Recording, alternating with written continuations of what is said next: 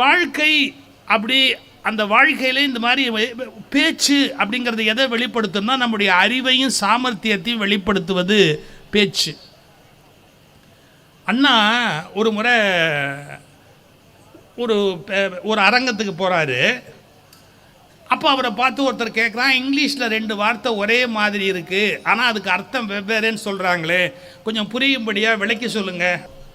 இப்போ பியூட்டி அப்படின்னு ஒரு வார்த்தை சொல்கிறோம், ப்ளசண்ட் அப்படின்னு ஒரு வார்த்தை சொல்கிறோம். கிட்டத்தட்ட பார்க்குறதுக்கு ஒரே மாதிரியாக இருக்கும், ஆனால் அதை சரியாக பயன்படுத்தி பார்த்தா தான் 2 வார்த்தைக்கு என்ன வித்தியாசங்கிறத கண்டுபிடிக்க முடியும். அதே மாதிரி finished, have you finished the work, உனக்கு ஒர்க்கை முடிச்சிட்டியா, ஃபினிஷ்ட் அப்படின்னு கேட்கலாம். Are you have you completed the work, completed the ஒர்க்குனாலும் அதே அர்த்தம் தான் வரும். கம்ப்ளீட்டட், ஃபினிஷ்ட் ரெண்டும் ஒரே மாதிரியான அர்த்தத்தில் இருக்கிற ஆங்கில வார்த்தை. அண்ணாட்ட ஒருத்தன் கேட்குறான், இது 2 ஒரே அர்த்தம் தானே அப்படின்னு. ஒரே அர்த்தம் தான், ஆனால் இதை சரியானபடி பயன்படுத்தினா வெவ்வேறு அர்த்தம்னார். எப்படி அப்படின்னு கேட்குறான். உனக்கு கல்யாணம் ஆகிடுச்சா அப்படின்னு கேட்டார். இன்னும் கல்யாணம் ஆகலை அப்படின்னா. உனக்கு மேரேஜ் ஆனால் தான் யுவர் லைஃப் இஸ் கம்ப்ளீட்டட்னார். ஏன்னா ஒய்ஃபை பெட்டர் ஹாஃப்னு சொல்கிறோம். அப்போ உன் லைஃப் கம்ப்ளீட்டட், முழுமையடையணும் அப்படின்னு சொன்னால் உனக்கு ஒரு நல்ல ஒரு மனைவி கிடைச்சா, அழகான ஒரு மனைவி உனக்கு வந்து கிடைச்சாச்சுன்னா யுவர் லைஃப் இஸ் கம்ப்ளீட்டட்.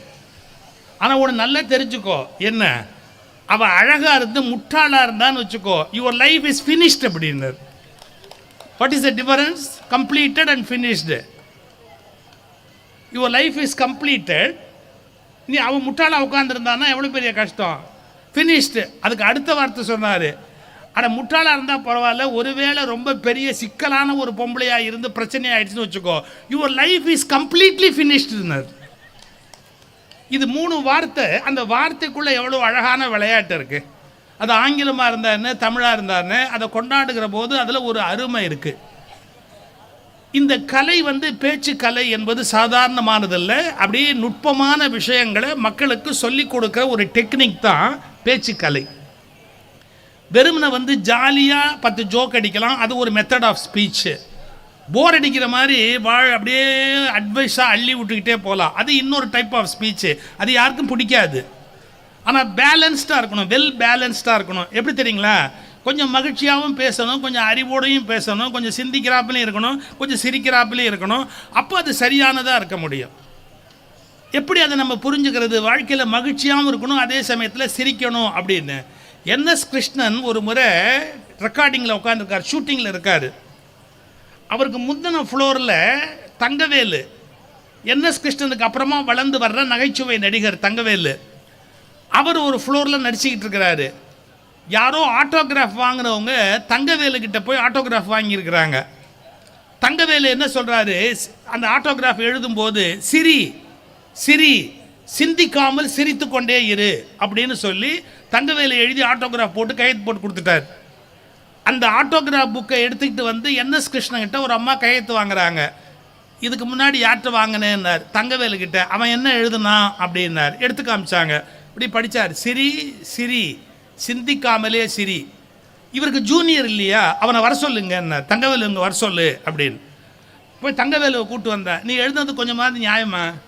வாழ்க்கை முழுக்க ஒருத்தர் சிந்திக்காமல் இருந்தால் எங்கேயாவது உருப்பிடுவானாட? சிரி சிரி, சிந்திக்காமல் சிரி அப்படின்னு எழுதுறியே, சிந்திக்காமையே இருந்தால் யாராவது முன்னுக்கு வர முடியுமா? என்ன முட்டாள்தனமாக ஆட்டோகிராஃப் எழுதியிருக்க, அடித்து திருத்தி எழுதுன்னார். ஆட்டோகிராஃபை அடித்து திருத்தி மேலே எழுது. என்ன சிரி சிரி, சிந்தித்து கொண்டே சிரி அப்படின்னு அதை அடித்து திருத்தி எழுது அப்படின்னார். அப்போ வாழ்க்கையில் மகிழ்ச்சியாகவும் இருக்கணும், அதே நேரத்தில் சிந்திக்க தெரிந்த ஒரு மனிதனாகவும் நம்முடைய வாழ்க்கையை மாற்றி அமைத்துக் கொள்வதற்குரிய ஒரு உணர்வு இருக்க வேண்டும். நம்ம எடுக்கிற பல முயற்சிகளை வந்து நம்மளால் வாழ்க்கையில் காப்பாற்ற முடியாது. ஏன்னா மனிதனுக்கு வந்து உணர்ச்சி தான் ரொம்ப முக்கியமாக நிற்குமே ஒழிய அறிவு 2ஆம் பட்சமாக தான் நிற்கும். உணர்ச்சியில் சார், நான் ஒருத்தர் சொன்னார் கிருத்திகை விரதம்னு சொன்னார் சார், நடந்த நிகழ்ச்சி சார் இது. ஒருத்தருக்கு அவர் வந்து பெரிய பாடகர், நான் பேரெல்லாம் சொல்ல முடியாது, அவர் வந்து ஒரு காலத்தில் கோயிலெல்லாம் நல்லா பாடுறவர். அவர் கிருத்திகை அன்னைக்கு விரதம்னு சொன்னார் சார். நான் அவர் எல்லாருமே இந்த கோபிச்செட்டிப்பாளையத்துக்கு பக்கத்தில் பச்சை மலை பவள மலைன்னு இருக்குது, அதில் பேசுகிறதுக்கு எனக்கு பேச்சு, அவருக்கு பாட்டு. அவருக்கு என்ன நடந்தது, காலையில் அருமையான டிஃபன் அந்த அந்த கவுண்டர் வீட்டில் ஏற்பாடாயிருக்கு. அவரை கூப்பிட்டோன்னு சொன்னார், நான் இன்னைக்கு கிருத்திகை விரதம், அதனால் நான் வர முடியாது, ஆடி கிருத்திகை விரதம் வர முடியாது அப்படின்னாரு. எனக்கு அப்படிலாம் விரதம்லாம் வச்சுக்கிட்டு கஷ்டப்படுத்துறது, நமக்குள்ளே இருக்கிற சுவாமியை பட்டினி போடலாமா, அது எப்போவுமே நல்லதில்லை அப்படின்னு சொல்லிட்டு நான் நேராக போய் சாப்பிட்டுட்டு வந்தேன். அந்த பாடகரோடு ஒருத்தர் வந்திருந்தார் சார். அவர் தபேலா வாசிப்பார், மிருதங்கம் வாசிப்பார், எல்லாத்துலேயுமே கெட்டிக்காரரு. அவர் என்ன பண்ணார், சாப்பிட்டுட்டு அங்கேருந்து வந்தவர் மெதுவாக இவர்கிட்ட அண்ணா அண்ணா அந்த பொங்கல் எப்படின்னு, அது கரண்டியிலேருந்து இலையில் அப்படியே விழறது, கரண்டியில் எடுத்தால் அந்த நெய் அப்படியே அது அப்படியே அப்படி இலையில் குற்றால அருவி மாதிரி அப்படி தப்புன்னு விழுந்தது. அந்த கேசரி கேசரி கேசரி, ஆஹா என்ன கேசரி என்ன கேசரி, பாருங்களேன் கையில் கூட அந்த நெய் வாசனைன்னு மெதுவாக அப்படியே மூக்கு கிட்ட கொண்டு போய் இப்படி நீட்டினார் பாருங்க. அவர் மெதுவாக இப்படி யோசிச்சார், என்ன இன்னைக்கு ஒரு நாள் மட்டும் விரதத்தை விட்டுடலாமான்னு யோசிக்கிறேன் அப்படின்னாரு. உடனே அவர் சொன்னார், அது எப்படி நான் இவ்வளோ நாள் விரதமாக இருந்துட்டு இன்றைக்கி போய் ஏதோ ஆடி கிருத்திகை, இன்றைக்கி விரதத்தை விட்டால் தப்பு இல்லையா, ஆனால் ஒன்று இந்த மாதிரி வடை என் வாழ்நாளில் சாப்பிட்டது.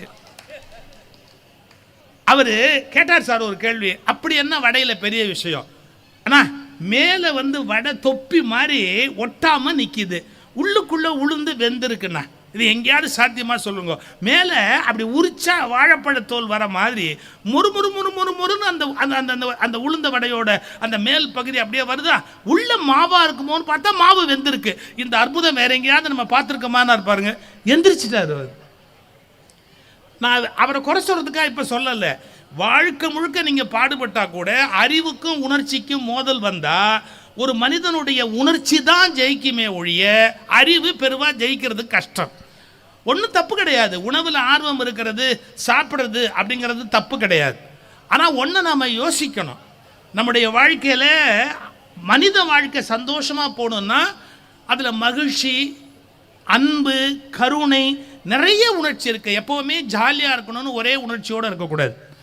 இப்போ ரீசெண்டாக வாட்ஸ்அப்பில் ஒருத்தர் ஒன்று அனுப்புனா சார், சில சமயத்தில் வாட்ஸ்அப்பில் உருப்படியாக 2 செய்தி யாராவது நல்லது அனுப்புவான். வாட்ஸ்அப்பில் ஒருத்தன் அனுப்பிச்சிருந்தான் சார், ஒரு அப்பா குழந்தைய கூட்டிக்கிட்டு அப்படி போகிறாரு. அந்த குழந்தை கேட்குது, அப்பா நம்ம எங்கேப்பா போகிறோம் அப்படின்னு கேட்குது.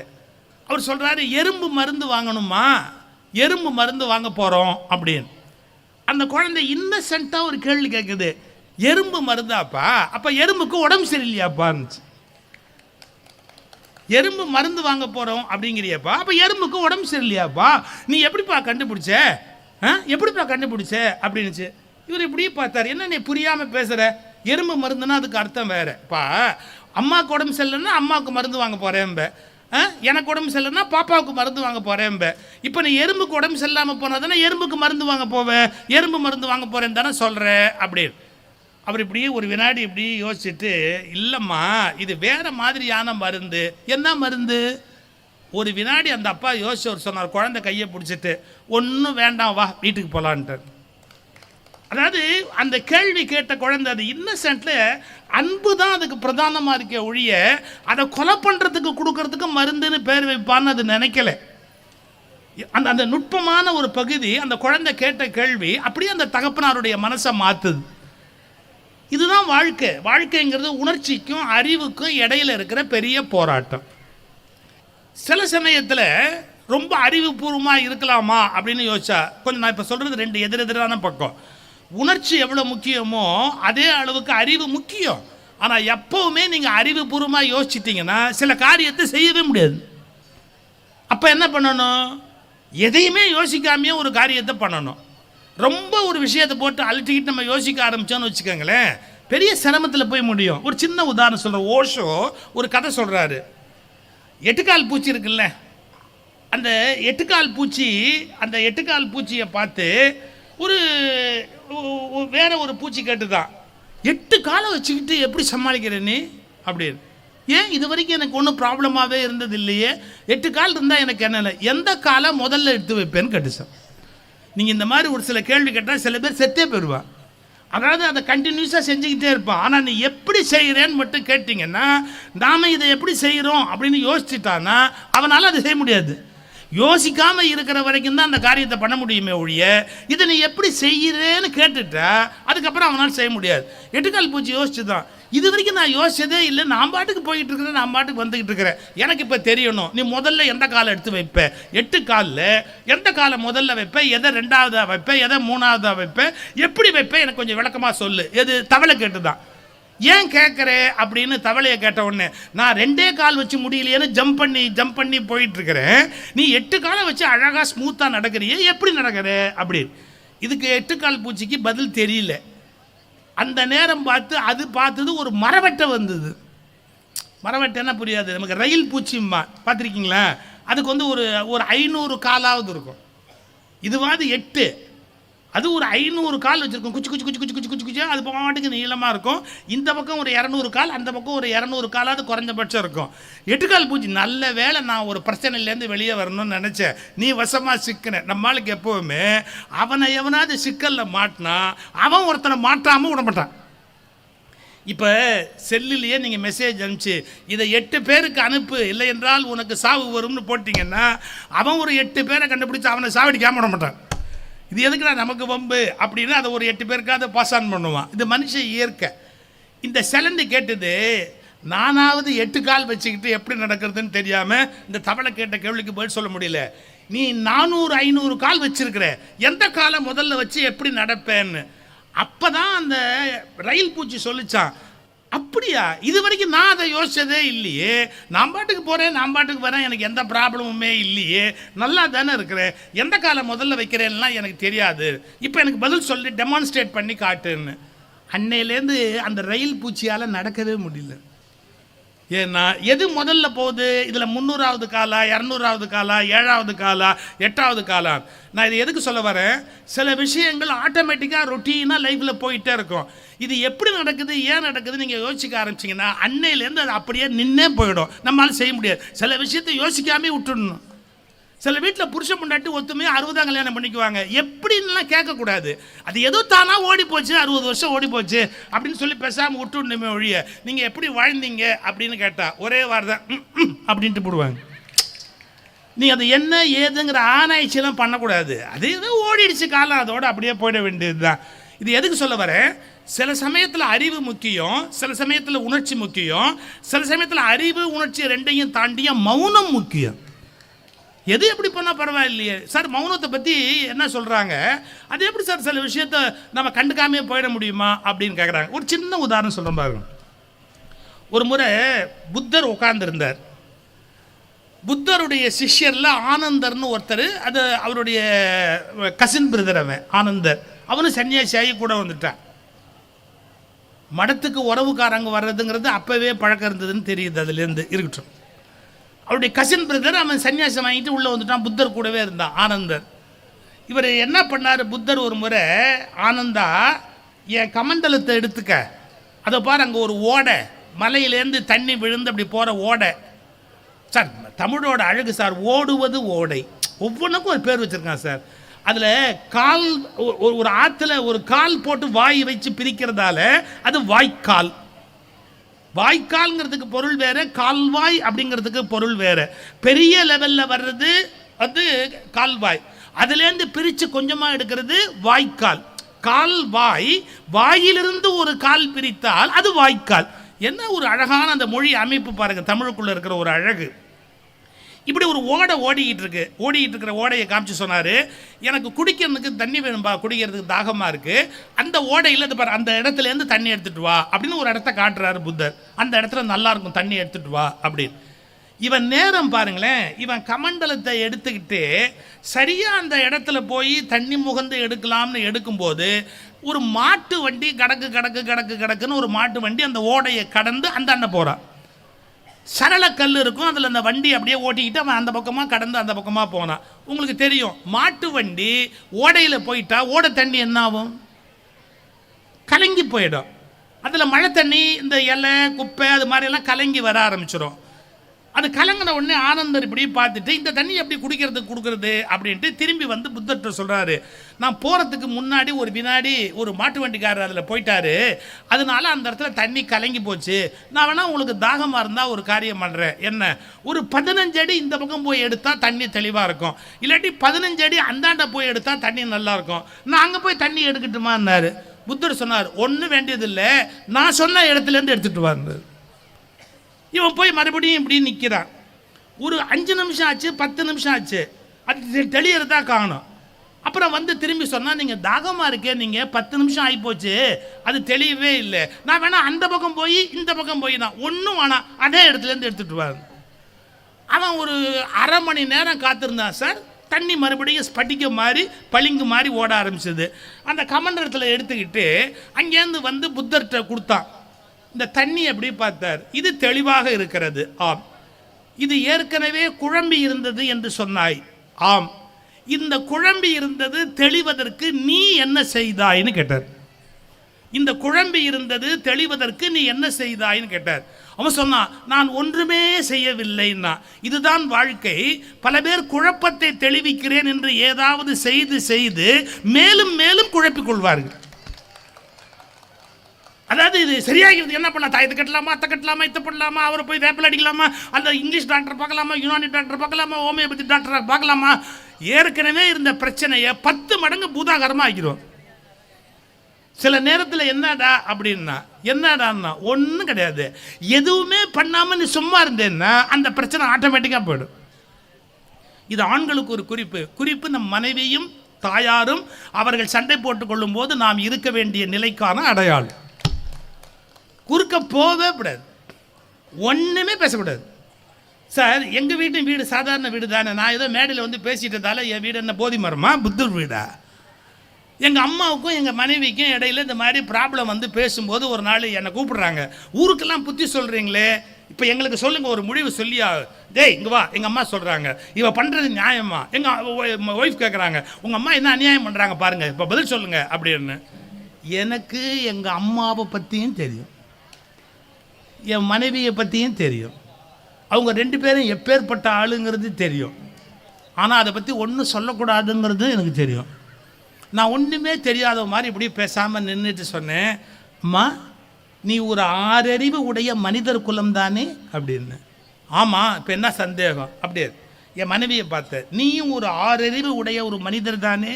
ஆமாம், அதனால் உங்கள் 2 பேர் பிரச்சனையை நீங்களே தீர்த்துக்கலாம்னு நான் நினைக்கிறேன், எனக்கு இதுக்கு ஒன்றும் சம்மந்தமே கிடையாது, எனக்கு இப்போ காப்பி வேணும்னு நான் பாட்டுக்கு முன்னாடி போய் உட்காந்துக்கிட்டு ஒரு 15 நிமிஷத்தில் அவங்க சமாதானம் ஆயிட்டாங்க. சில நேரங்களில் தலையிடுவதன் மூலம் பிரச்சனைகளை நீங்கள் அதிகமாக்குகிறீர்கள், மௌனமாக இருப்பதன் மூலம் பிரச்சனைகளை நிறுத்து போக விடுகிறீர்கள். இந்த டெக்னிக்கை தெரிஞ்சுக்கணும். எப்போ உணர்ச்சியை பயன்படுத்தணும், எப்போ அறிவை பயன்படுத்தணும், எப்போ வாழ்க்கையில் எதையுமே பயன்படுத்தக்கூடாது, கம்முன்னு பேசாமல் விட்டுடணும், அந்த பிரச்சனை தானாகவே தந்து போயிடும். ஏன் சார் இந்த நாட்டில் இல்லாத பிரச்சனையா சார்? 50 வருஷமாக இருக்கிற பிரச்சனை எத்தனை, 500 வருஷமாக இருக்கிற பிரச்சனை எத்தனை, 1000 வருஷமாக இருக்கிற பிரச்சனை எத்தனை, அதை சும்மா கிளறாமையே இருந்தால் போகிறோம். நான் பார்த்த ஒரு ஆச்சரியமான ஒரு உலக அரசியல் பற்றிய ஒரு வாக்கியம் யார் எழுதுறா தெரியுங்களா? லாவோட்ஸ் அப்படிங்கிற சீன அறிஞன் எழுதுறான். அவன் என்ன எழுதுறான் தெரியுங்களா? பெரிய நாட்டை ஆள்வது என்பது சின்ன மீனை சமைப்பது போல. மீன் சமைக்கிறதுலேயே பெரிய நாட்டை ஆள்வது என்பது சின்ன மீனை சமைப்பது போல. முடிக்கிறான் பாருங்க, அதிகம் கிளறக்கூடாது, அதிகம் கிளறினால் உடைந்து போய்விடும், அதனால் அதிகம் கிளறாமல் இருப்பது தெரிந்து வைத்திருக்க வேணும்னா. இது ரொம்ப பெரிய விஷயம். பெரிய நாட்டை ஆள்வது என்பது சின்ன மீனை சமைப்பது போல, அதிகம் கிளறக்கூடாது, கிளறினால் உடைந்து போய்விடும். அப்போ என்ன பண்ணணும்? கம்முன்னு இருக்கணும், சில விஷயத்தை அப்படியே விட்டுடணும், ஆட்டோமேட்டிக்காக அது அப்படியே கூலாகி ஒன்றுமே இல்லாமல் அப்படியே போயிடும். சரி, நாம் இப்போ 3 விஷயத்தை சொல்லியிருக்கிறேன். அறிவை பயன்படுத்த வேண்டிய இடம் எது, உணர்ச்சியை பயன்படுத்த வேண்டிய இடம் எது, ரெண்டையும் இல்லாமல் பயன்படுத்தாமலேயே அமைதியாக ஒன்றுமே செய்யாமல் இருக்க வேண்டிய இடம் எது, எல்லாத்தையும் சேர்த்து தான் நம்ம புரிந்து கொள்ள வேணும் அப்படின்னு சொல்லியிருக்கிறேன். மனிதர்கள் கொஞ்சம் சந்தோஷமாக இருக்க விரும்புவாங்க. சந்தோஷமாக இருக்க விரும்பும்போது எல்லாருமே ஒரே தரத்தில் ரசிப்பாங்கன்னு சொல்ல முடியாது. இப்போ சில ஊரில் போவோம், எங்கள் பேச்சு அப்படியே வேதம் மாதிரி கொண்டாடுறவங்க இருப்பாங்க. சில பேர் ஐயோ அந்த ஆளாக ஆரம்பித்தா நிறுத்த மாட்டாங்க. என் பேத்தியே எனக்கு ஒரு பேர் வச்சுருக்கா சார். என்ன தெரியுங்களா, வீட்டுக்கு போய் கதவை தட்டினா என் மக வைத்து பேத்தி கதவை திறந்துட்டு உள்ளே சொல்வா, அம்மா கருத்து கண்ணாயிரம் வந்திருக்கிறாருமா அப்படின்பா. அவள் எனக்கு ஒரு பேர் வச்சுருக்கிறா கருத்து கண்ணா. எதுக்கு எடுத்தாலும் நான் கருத்து சொல்கிறேன்னா, அதனால கருத்து கண்ணாயிரம் வந்திருக்கிறாரு அப்படின்னு. இப்போ நம்ம என்ன பண்ணுறோம், ஒரு எப்போவுமே சீரியஸாக எடுத்துக்கிட்டு ஒரு விஷயத்தை எடுத்துக்கூடாது. சில நேரத்தில் அதை எப்படி எடுத்துக்கணும், லைட்டாக எடுத்துக்கணும். அண்மையில் திருச்சியில் அப்துல் காதர் ஐயாவுடைய 75வது வயது விழா. பேராசிரியர் அப்துல் காதர் பேச்சாளர், கவிஞர், எழுத்தாளர், சிந்தனையாளர், நல்ல மனிதர், நல்ல நண்பர், பழகுவதற்கு அவருக்கு பவள விழா நடந்தது. அதுக்காக நான் போயிருந்தேன். அதில் ஒரு இன்ட்ரெஸ்டிங்கான செய்தி சொன்னார். தேவர் முதல்லலாம் பெரிய பெரிய படம் ஹிந்தி நடிகர்களில் பயங்கர காஸ்ட்லி ஹீரோவை வச்சு படம் எடுத்தது தேவர் தான். அதுக்கப்புறம் தமிழ்நாட்டிலையும் எம்ஜிஆர் மாதிரி ரொம்ப காஸ்ட்லியான ஹீரோவை வச்சு படம் எடுத்தது தேவர் தான். திடீர்னு என்ன பண்ணிட்டார், ஒரு காலத்தில் ஆட்கள் ஹீரோவாக போட்டு படம் எடுக்கிறத நிறுத்திட்டு ஆட்டுக்கார அலமேல், அதாவது ஆடு தான் அதில் கதாநாயகன், இந்த மாதிரி எல்லாம் படம் எடுக்க ஆரம்பித்தார் அவர். இது அப்துல் காதர் ஒரு கவிதையில் சொல்லியிருக்கிறார். ஆட்டுக்கார அலமேல் படம் 100 நாள் ஓடிச்சு. அந்த ஆட்டை ஊர்வலமாக கூட்டிகிட்டு போனான், அதை அலங்காரம் பண்ணி வண்டியில். இதை அப்துல் காதர் கிண்டல் பண்ணி எழுதியிருந்தார் கவிதையில். என்ன சொன்னார், ஆடு கம்பீரமாகத்தான் இருந்தது, இங்கு மக்கள் தான் மந்தையாகி போனார்கள்னர். ஆடு என்னவோ கம்பீரமாகத்தான் நின்றது, ஆனால் இங்கு மக்கள் என்னவோ மந்தையாகி போனார்கள் அப்படின்னு. அதை நான் அவரை விழாவில் பாராட்டி சொன்னேன். இந்த கவிதை உங்கள் கவிதையை நீங்கள் சொல்லி தான் நான் கேட்டிருக்கிறேன், எனக்கு ரொம்ப மகிழ்ச்சின்னு அவரை பாராட்டி சொல்கிறேன். அவர் சொன்னார், தம்பி நான் இன்னொரு செய்தி சொல்கிறேன். இப்போது ஆரம்பத்தில் பெரிய பெரிய இந்தி நடிகர்களையும் இந்தி கதாநாயகன் அப்புறம் தமிழ் கதாநாயகனை வச்சு படம் எடுத்தார். திடீர்னு அவர் என்ன பண்ணார், நாய கதாநாயகனை வச்சு படம் எடுத்தார், மாட்ட கதாநாயகனை வச்சு படம் எடுத்தார், அப்புறம் குரங்க கதாநாயகனை வச்சு படம் எடுத்தார், ஆடு வச்சு எடுத்தார். அப்போ இவர் மெதுவாக கேட்டார் அவர்கிட்ட பார்த்து, என்னங்க திடீர்னு ஆடு, நாய், குரங்கு இது மாதிரிலாம் தேவர் சொன்னாராம், நான் உண்மையை சொல்கிறதா இருந்தால் இதுங்களை கதாநாயகனாக போட்டு எடுக்கிறதுல ஒரு சௌரியம் இருக்குது. என்ன, ஷூட்டிங்க்கு கரெக்டாக டயத்துக்கு வந்துடும். அப்புறம் அதை கொண்டா இதை கொண்டான்னு தொந்தரவு பண்ணாதுங்க. அப்புறம் அதுங்க என்ன சொல்கிறோமோ அதை அழகாக செஞ்சுட்டு அதுங்க பாட்டுக்கு ஓரமாக போய் நினைக்கும், கொடுத்ததை சாப்பிடும். அப்புறம் போகும்போது கதாநாயகியை கூட்டிகிட்டு போகாது. அதனால எனக்கு ரொம்ப சௌரியம், அதுங்களை வச்சு படம் எடுக்கிறது தான் எனக்கு ரொம்ப சௌரியம் அப்படின்னு தேவர் சொன்னார். சார், ஒரு ஆட்டை மையமாக வச்சு கதை எடுக்கலாமா, இது இலக்கியமா, கேலி பேசுறது பேசலாம். இந்த உலகத்தில் லைட்டாக சில விஷயங்களை என்ஜாய் பண்ணுறது அப்படிங்கிறது தவிர்க்க முடியாது. எல்லாமே நீங்கள் ஐன்ஸ்டீன் தியரி மாதிரியே பேசிக்கிட்டு இருக்க முடியுமா? ஐன்ஸ்டீன் தியரி மாதிரி ஆழமான விஷயங்களை வச்சு ஒரு கருத்தை உலகத்தில் சொல்லிக்கிட்டு இருக்க முடியுமா? முடியாது. கொஞ்சம் கொஞ்சம் ஜாலியாக இருக்கிறதுங்கிறது தவிர்க்க முடியாது, இன்னெவிட்டபிள். அது கொஞ்சம் மகிழ்ச்சியாக இருக்கிறதுக்காக லைட்டாக ஒரு விஷயத்தை எடுத்துக்கிட்டு அதில் இலக்கியம் பண்ணுறது, சினிமா எடுக்கிறது, இவை எல்லாமே எந்த விதத்திலேயும் ஒரு பிழை அல்ல. நான் இதை எதுக்கு தெரியுமா சொல்ல வரேன், இந்த சில பேர் என்ன பண்ணுவாங்க, அவங்க ஒரு ஸ்டாண்டு எடுத்துட்டாங்கன்னா நான் எடுத்த ஸ்டாண்டை தவிர பாக்கி அத்தனை பேருடைய ஸ்டாண்டும் தப்புன்னு பேசுவாங்க. அது கிடையாதுங்க. இந்த உலகத்தில் சரி தப்பே நம்ம யோசிச்சா கிடையாதுங்க. நான் சொல்கிற விஷயம் ரொம்ப ஆபத்தான விஷயம்தான், எனக்கு தெரிஞ்சே சொல்கிறேன். சரி தப்புங்கிற வார்த்தையே அர்த்தம் இல்லாமல் போயிடும். ஒருத்தருடைய பார்வையில் எது சரியோ அது இன்னொருத்தருடைய பார்வையில் தப்பு, ஒருத்தருடைய பார்வையில் எது தப்போ அது இன்னொருத்தருடைய பார்வையில் சரி. இதுக்கு முழுக்க நம்ம தீர்ப்பெல்லாம் காணவே முடியாது, தீர்வே காண முடியாது. ஏன், அவங்க வளர்ந்த சூழ்நிலை அல்லது அவங்க மனசில் இருக்கிற நியாய அநியாயம் இது வேறு மாதிரியாக இருக்கும். இவங்க மனசில் இருக்கிற கருத்து, அவங்க வளர்ந்த சூழ்நிலை, அவங்க பார்க்குற பார்வை வேறையாக இருக்கும். இது புரியாமல் சில பேர் என்ன சொன்னி பேசுகிறது தப்பு, நீ ரொம்ப தப்பாக உளர்ற அப்படி சொல்லக்கூடாது. அவங்களுடைய கோணத்தில் அது கரெக்டு, இவங்களுடைய கோணத்தில் அது கரெக்டு. ஒரே ஒரு வேடிக்கை சொல்லட்டுமா, பாருங்களேன், இந்த மண்ணில் இப்படி 6ன்னு எழுதுங்க, 6ங்கிற நம்பர் எழுதுங்க. இந்த பக்கமாக ஒருத்தர் நின்றுக்கங்க, அந்த பக்கமாக ஒருத்தர் நின்றுக்கங்க. இது என்னன்னு கேளுங்க, இவன் 6ம்பா, அவன் 9ம்பா. அந்த பக்கம் நிற்கிறவன் 9ம்பா, இந்த பக்கம் நிற்கிறவன் 6ம்பா. இப்போ நீங்கள் இப்படி பார்த்தா அது 6, அப்படி பார்த்தா 9ன்னு புரிஞ்சுக்கிறவன் தான் புத்திசாலியை ஒழிய, இது 6 தான் நீ 9ன்னு சொல்கிறவன் பைத்தியம், 9 தான் 6ன்னு சொல்கிறவன் பைத்தியம்னா அவன் தான் பைத்தியம். இன்னைக்கு உலகம் முழுக்க அதுதான் நடக்குது. ஒன் சைடடாக போய் நின்றுக்கிட்டு எல்லாருமே அவங்க எந்த ஆங்கிள்லேருந்து பார்க்குறாங்களோ அதுதான் கரெக்டு அப்படின்னு நினைக்கிறாங்க. கிடையாது. நீங்கள் எப்போது சேலத்துக்கு பக்கத்தில் தாரமங்கலம்னு ஒரு ஊர் இருக்குது.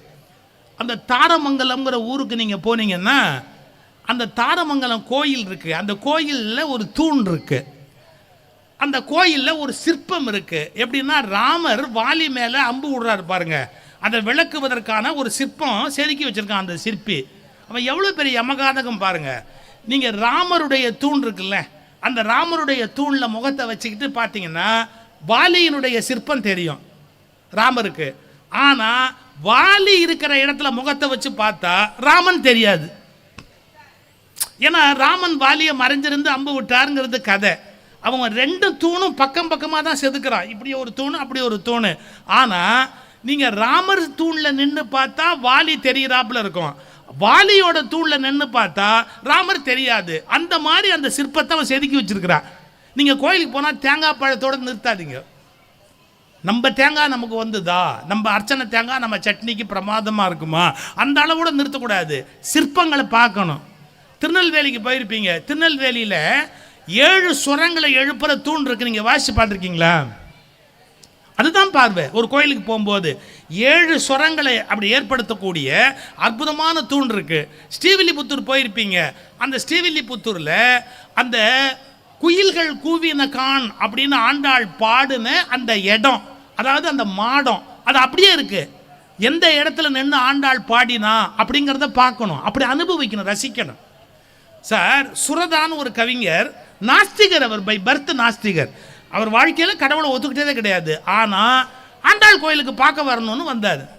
ஆண்டாள் கோயிலை முழுக்க மரியாதையாக எப்படி பார்க்கணுமோ அப்படி பார்த்தாரு. புறப்படும் போது என்ன பண்ணார், குனிஞ்சு அந்த தோட்டத்திலேருந்து கொஞ்சம் மண்ணை எடுத்து பொட்டலம் கட்டி அவருடைய ஜிப்பா பேக்கெட்டில் வச்சுக்கிட்டார். அவர் யாருக்குமே புரியல, என்னங்க பண்ணுறீங்க, நீங்கள் பரம நாஸ்திகர், ஆனால் ஆண்டாள் கோயிலுக்குள்ளே வர்றீங்க, ஆண்டாளுடைய அந்த அந்த மண் இருக்கு, அதை எடுத்து இடுப்பில் வச்சுக்கிறீங்க. அப்பா, ஆண்டாள் மிகப்பெரிய கவிதை பாடிய கவிதாயினி, மிகப்பெரிய கவிஞர் ஆண்டாள். அவள் இங்கே தான் நடந்திருப்பா. அவள் காலடிப்பட்ட மண் என் வீட்டில் இருக்கணும்ப்பா, அதனால அந்த மண்ணை நான் எடுத்து பொட்டலமாக கட்டி வச்சுக்கிட்டேன். எவ்வளோ பெரிய தமிழச்சி, எவ்வளோ பெரிய கவிஞர் தெரியுமா ஆண்டாள். அதை நான் எப்படி விட முடியும்? நான் அப்படி சேர்க்குறேன். சிறந்த கவிஞர்கள் பிறந்த காலடி மண்ணெல்லாம் நான் சேர்த்துக்கிட்டு வரேன் அப்படின்னார். இதை எதுக்கு சொல்ல வரேன், ஒரு கோணத்தில் நம்ம பார்க்கும்போது பக்தி, ஒரு கோணத்தில் பார்க்கும்போது அது அழகான தமிழ் கவிதை. ஒரு சில பேர் இதை கொண்டாடுவாங்க, ஒரு சில பேர் அதை கொண்டாடுவாங்க. வாழ்க்கையில் எப்போவுமே ஒன் சைடடாக போய் நின்று நம்முடைய பார்வையை நம்ம வீணாக்கக்கூடாது. இது எல்லாத்தையும் தாண்டி சிந்திப்பதற்குரிய ஒரு பார்க்கிற பழக்கம் நமக்கு வளரவாள். சரி, இப்போ அதை விட இன்னும் கொஞ்சம் ஒரு படி நம்ம மேலே போகலாம். நீங்கள்லாம் பேச்சு கேட்டுக்கிட்டு இருக்கிறீங்க. நான் அப்துல் காதரை பற்றி சொன்ன பாருங்கள். அவர் சொன்ன இன்னொரு நல்ல செய்தி இப்போ நீங்கள் ஞாபகத்துக்கு வந்து அதை சொல்லிடுறேன். ஊசி எல்லார் வீட்லேயும் இருக்கும்ல, ஊசி, துணி தைக்கிற ஊசி. இப்போ ஊசியோட முடிவில் இப்படி ஒரு வளைவு இருக்குல்ல, அந்த வளைவை என்ன சொல்லணும், கண்ணுன்னு தானே சொல்லணும். நார்மலாக உதாரணம் சொல்கிறதா இருந்தால் ஊசியோட கண்ணு அப்படின்னு தானே சொல்லணும். ஆனால் தமிழில் ஊசிக்கு காதுன்றான். அது இப்போ அது காதுங்கிறதுக்கு உங்களுக்கு நிரூபணம் வேணுமா? பட்டினத்தாருடைய பாடல், காதற்ற ஊசியும் வாராது காண்பும் கடை வழிக்கேங்கிறார். அப்போ ஊசிக்கு இருக்கிறது கண்ணு இல்லை, காது. ஏன் அதை காதுன்னு எழுதணும்? பாருங்க எப்படி அழகாக சிந்திக்கிறார் பாருங்க ஒரு சிந்தனையாளர். அவர் சொல்றாரு, அதுக்கு ஏன் காதுன்னு சொல்லுன்னா நூல் நுழைவதால்னர். தமிழில் நூல்னா என்ன? திருக்குறள் நூல், கம்பராமாயணம் நூல், புறநானூறு நூல், நாலடியார் நூல். ஏன்னா நுவலப்படுவது நூல் அப்படின்னு ஆகும். நூல் நுழைவதால், காதில் தானே சார் நூல் நுழையுது. அது மட்டும் இல்லை, நூல் நுழைந்து கிழிசலை தைப்பதால், நூல் நுழைந்து நம்முடைய மனக்கிழிசலை தைப்பதால் அது காதுன்னு அதுக்கு எழுதி வச்சான் அப்படின்னு சொல்லிட்டு முடிச்சாரு. என் பேரை தான் காதர்னர். காது பற்றி இவ்வளோ ஆராய்ச்சி பண்ணி சொல்கிறதுனால காதர்னு தன்னுடைய பேச்சை முடிச்சாரு. எனக்கு ரொம்ப ஆச்சரியமாக இருந்தது. இது வரைக்கும் நம்ம யோசிச்சே பார்த்ததில்லை. ஊசிக்கு கண்ணுன்னு சொல்லாமல் அதை ஏன் காதுன்னு சொன்னாங்க அப்படிங்கிறது நம்ம யோசிக்க வேண்டிய விஷயம். அப்புறம் அடுத்த ஒரு கோணம், நம்ம வந்து எந்தெந்த கோணத்தில் வாழ்க்கையை சிந்திக்கணுமோ அதெல்லாம் நான் சொல்லிக்கிட்டே போகிறேன். நாம் ஒன்று படிச்சிருந்தாலும் சிந்திச்சிருந்தாலும் யாரையாவது பார்த்து இவன் படிக்கலை, இவனுக்கு சங்கீதத்தில் ஞானம் கிடையாது, இவன் மடையன், இவனுக்கு வந்து அதில் அறிவு கிடையாது, அவன் கம்மி, அப்படி நினைக்கவே கூடாது. இப்போ நான் சொல்கிறது ஒரு ஒரு நுட்பமான ஒரு பார்வை. இந்த உலகத்தில் கடவுளால் படைக்கப்பட்ட எந்த மனிதனுமே குறைவானவன் அல்ல. இந்த கிளாரிட்டி நமக்கு இருக்கணும். நான் வந்து எம்ஏ முடிச்சிட்டேன், டாக்டரேட் முடிச்சிட்டேன், இல்லை ஏதோ ஒரு பேச்சாளன் ஆகிட்டேன், நான் பெரிய ஆள் ஆகிட்டேன் அப்படின்னா நான் பெரிய ஆள், அவங்க சின்ன ஆள் அப்படின்னு நினைக்கவே கூடாது. எல்லா காலத்துலேயுமே நம்மளை விட இன்னொருத்தர் அறிவு குறைவாக நினைக்கக்கூடாது. இப்போ என்கிட்ட ஒருத்தர் சொல்வார், நான் யார் தெரியுமா, எம்ஏ பிஹெச்டி, அவன் யார் தெரியுமா, ஆஃப்டர் ஆல் கார் டிரைவர், அவனை என்ன நான் மதிக்கிறது? எங்கள் வீட்டில் ஃபஸ்ட்டு இன்ஸ்ட்ரக்ஷனே என் குழந்தைங்களுக்கு கார் டிரைவரை டிரைவர்னு கூப்பிடக்கூடாது, அண்ணான்னு கூப்பிடணும். என் குழந்தைங்களுக்கு நான் சொல்லிக் கொடுத்த முதல் பழக்கம், நீங்கள் டிரைவரை கூப்பிட்றதா இருந்தால் அந்த ஏஜை பொறுத்து அண்ணான்னு கூப்பிடணும், இல்லாட்டி ஐயான்னு கூப்பிடணும். அவங்கள வந்து டிரைவர்னு கூப்பிடுறது நல்ல பழக்கம் இல்லை. என் குழந்தைங்களுக்கு நான் சொல்லிக் கொடுத்த முதல் பழக்கம். ஏன், இந்த உலகத்தில் யாராக இருந்தாலும் நமக்காக உழைக்கிறவர்களை நன்றியோடு நம்ம நினைக்க பழகணும். அவங்க சாதாரணமாக நம்மளோட படிப்பு கம்மியாக இருக்கலாம், அவங்க பணம் கம்மியாக இருக்கலாம், அவங்களுடைய வாழ்க்கையில் ஏழ்மை இருக்கலாம், அதுக்காக நம்ம அவங்கள குறைவாக நினைக்க முடியாது. இன்னொன்று சொல்லட்டுமா, படிப்பு கம்மியாக இருக்குன்னு நீங்கள் சொல்கிறவனுக்கு கூட அவனுக்கு இருக்கிற அறிவு அப்படிங்கிறது ஒரு விஷயத்தில் நுட்பமாக இருக்கும், அது நமக்கு இருக்காது. நான் ஒரு தடவை டாப் ஸ்லிப்புன்னு பொள்ளாச்சிக்கு பக்கத்தில் ஒரு இடம் இருக்குதுங்க, அந்த டாப் ஸ்லிப்புக்கு என்னை கூட்டிகிட்டு போயிருந்தாங்க. கூட்டிகிட்டு போயிருந்த போது அங்கே இருக்கிற அந்த உள்ளுக்குள்ளே வாழற, அந்த காட்டுக்குள்ளே வாழற மக்களை வச்சு இன்டீரியர் ஃபாரஸ்ட்டு கூட்டிகிட்டு போக சொன்னாங்க. துணைக்கு போகணும் அப்படின்னு. ஒரு மாதிரி பேசுகிற ஒரு நபர் கூடவே வந்தவர் திடீர்னு என்னை பார்த்தாங்க, நில்லுங்க நில்லுங்க நில்லுங்க நில்லுங்க அப்படின்ட்டு, பாருங்க அப்படின்னார். என்ன பண்ணுறீங்க அப்படின்னா, ஆனை வருதுங்க, ஆனை வருது ஜாக்கிரதை அப்படின்னார். யோ, ஆனை வருதுங்கிற கண்ணு கட்டிய தூரம் வரைக்கும் யானையும் தரல, ஒன்றும் தரல, எங்கேயா யானை வருது, வாசனை வருதுங்கோ, வாசனை வருதுங்கோன்னார். யானை போடுற சாணம், யானை வாசனை வருதுங்க, ஜாக்கிரதையாக இருக்கணும். யானை எப்போ வேணாலும் வரலாம், எங்கே வேணாலும் வரலாம். இங்கேருந்து அவர் சொல்கிறாரு, இங்கேருந்து ஒரு 5 கிலோமீட்டருக்குள்ளே இருக்குங்க அப்படிங்கிறாரு. இப்போ 5 கிலோமீட்டருக்குள்ளே யானை இருக்குதுங்கிறத வாசனையில் அவருக்கு கண்டுபிடிக்கிற அறிவு எனக்கு எந்த ஜென்மத்திலையுமே கிடையாது. இன்னும் சில பேருக்கு எதிரில் வந்தால் கூட கண்ணாடி போட்டால் தான் யானை தெரியுமே ஒழிய இல்லாட்டி தெரியாது. நீ எம்ஏவா பிஹெச்டியா என்னவா இருந்து என்ன பிரயோஜனம்? அவனுக்கு 5 கிலோமீட்டருக்கு அந்தாண்ட யானை வருதுங்கிறது தெரியுது. அவனுடைய அறிவை நம்ம குறைவாக சொல்லலாமா? சில பேர் ஒரு அகங்காரத்தில் பேசுவாங்க, அவன் என்ன பெருசாக படித்தவன், கிழிச்சவன், நான் எவ்வளோ படிச்சிருக்கேன் தெரியுமா அப்படி சொல்லக்கூடாது. Sir, MSc gold medal horticultural science, அதாவது தோட்டக்கலை, அதில் ஒருத்தர் படித்து சார் அசிஸ்டன்ட் டைரக்டராக போஸ்ட்டில் செலக்ட் ஆகி சார் வேலைக்கு போகிறார் சார். அசிஸ்டன்ட் டைரக்டர் அவர், ஹார்டிகல்ச்சரல் சயின்ஸ். அவர் ஒரு கவர்மெண்ட் தோட்டத்தை இப்படி இன்ஸ்பெக்ட் பண்ணிக்கிட்டு அங்கே இருக்கிற அந்த பண்ணையில் வேலை பார்ப்பாங்கல்ல, அவங்க எப்படி இருப்பாங்கன்னு தெரியும். துண்டை எடுத்து இப்படி கையில் வச்சுக்குவாங்க, ரொம்ப பணிவாக பேசுவாங்க. அந்த மாதிரி ஒருத்தர் கூட வரார். அவர்கிட்ட சொல்கிறார், ஓ அறிவு இருக்காயா அவனுக்கு, இந்த மாதிரி இந்த செடியெல்லாம் நல்ல வெட்டி விடணும், அதுக்கு பேர் கவாத்து வாங்குறதுன்னு பேர், வெட்டி விடணும், நல்லா வெட்டணும். சொல்கிறார், எதுக்குங்க அவர் கேட்டார், எதுக்குங்க அப்படின்னார். நல்லா வெட்டினா தான் மாங்காய் நல்லா காய்க்கணும், மாங்காய் பெருசு பெருசாக காய்க்கணும் அப்படின்னா இந்த மரத்தெல்லாம் வெட்டி விடணும். அவர் சொன்னால், எவ்வளோ வெட்டி விட்டாலும் அது மாங்காய் காய்க்காதுங்கோ. நீನು திமிரா பேசுறியா, நான் எம்எஸ்சி கோல்டு மெடல் தெரியுமா, எவ்வளோ வெட்டி விட்டாலும் மாங்காய் காய்க்காது. இல்லைங்கோ, சாமி மேலே சத்தியமாக மாங்காய் காய்க்காதுங்கோ, ஏன்னா அது இழுப்ப மரங்கோ. மூஞ்சி கொண்டு போய் எங்கே வச்சுக்கிறது? அப்புறம் பல பேர் நினச்சிக்கிட்டு இருக்கான் நமக்கு தான் அறிவு இருக்குது, மற்றவனுக்குலாம் அறிவு இல்லைன்னு நினைக்கிறான். தயவுசெய்து அப்படி நினைக்காதீங்க. எல்லாருமே அறிவுள்ளவர்கள் தான் என்ற எண்ணத்தோடு அவர்களை நாம் வணங்கவும் வாழ்த்தவும் கடமைப்பட்டு இருக்கிறோம். Respect all. இது வந்து நம்ம லைஃப்பில் எடுத்துக்க வேண்டிய மிக முக்கியமான மெசேஜ் இது. சார், நீங்கள் போகிறீங்கல்ல, கார் போகும்போது திடீர்னு 100 ஆடு மேய்ச்சிக்கிட்டு வருவார் சார். ஒரு சில பேர் 100 ஆடு மேய்ச்சிக்கிட்டு வர ஒருத்தருக்கு ஒவ்வொரு ஆடையும் இண்டிவிஜுவலாக அடையாளம் தெரியும் சார். நல்லா தெரியுமா? நமக்கு 100 எருமை நிறுத்தினா வித்தியாசம் தெரியுமா? 100 ஆடு நிறுத்தினா வித்தியாசம் தெரியுமா?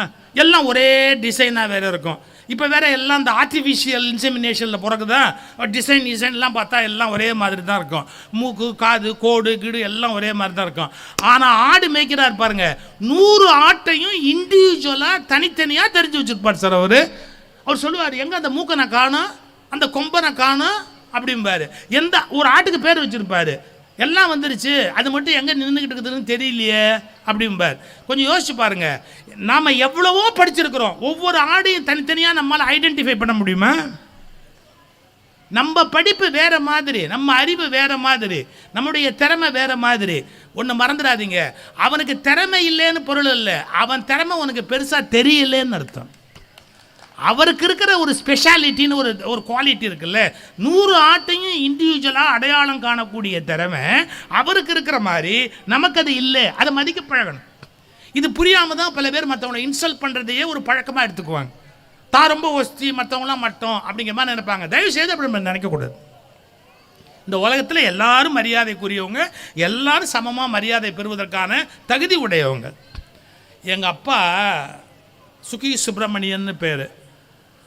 அவர் பழைய காலத்தில் நிறைய கதைகளெல்லாம் எழுதி வச்சார். தேங்காய் மாங்காய் பட்டாணி சுண்டல்னு எழுதி வைப்பார். எந்த கதையை கேட்டாலும் எழுதி வைப்பார் எங்கள் அப்பா. ஏன்னா அவர் ரேடியோ நாடகத்தில் இருந்தார், அதனால கதைகளை விட மாட்டார். எந்த கதை, தெங்கச்சி சுவாமிநாதன் இப்போ கதையெல்லாம் சொன்னார் பார்த்தீங்களா, அதுக்கெல்லாம் முன்னாடியே எங்கள் அப்பா கதைகளை கலெக்ட் பண்ணி வைப்பார். தேங்காய் மாங்காய் பட்டாணி சுண்டல்னு. அது எங்கள் அப்பாவுடைய தெங்கச்சிக்கு சீனியர் எங்கள் அப்பா ஆல் இண்டியா ரேடியோவில். அது ஒரு பக்கம் இருக்கட்டும்.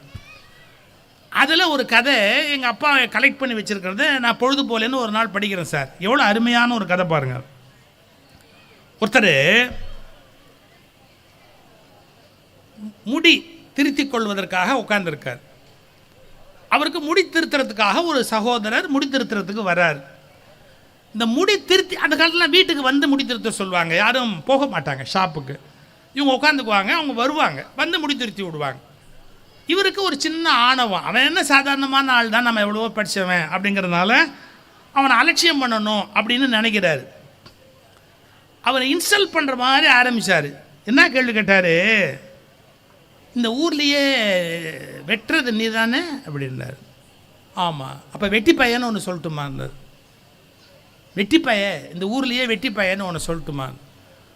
அவர் கோபம் வருது, பெரிய மனுஷன்ட்ட கோபத்தை காட்டக்கூடாது அப்படிங்கிறதுனால, என்னமோங்க ஐயா, ஐயா என்னமோ பேசுகிறீங்க, கேட்டுக்க வேண்டியது தான்.